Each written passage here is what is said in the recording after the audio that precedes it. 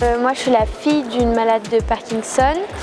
Maman a été diagnostiquée quand j'avais 10 ans, donc elle en avait 48, maintenant ça fait 12 ans. Donc on va dire qu'on a eu le temps déjà d'accepter la maladie, de comprendre le processus, les symptômes. On n'est plus dans cette étape-là dans notre relation.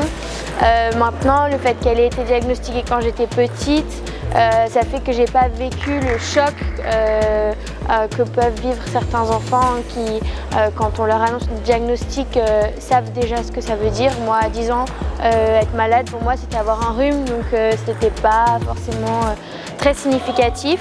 Et maintenant, avec les années, en tant qu'aidante, je dirais que j'ai surtout un rôle émotionnel envers elle. On est très fusionnel. On a aussi créé du coup un compte Instagram et un compte Facebook sur lequel on parle de la maladie qui nous a beaucoup rapprochés, qui s'appelle Parkipote.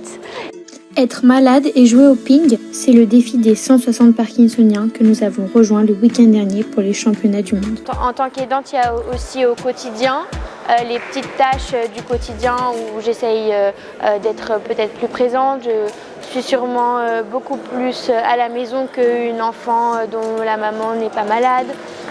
Mais à côté de ça, je fais vraiment attention à essayer de aussi garder ma place d'enfant au sein du foyer. En fait, il y a vraiment une balance à trouver entre sa place d'aidant et sa place d'enfant qui n'est pas toujours simple.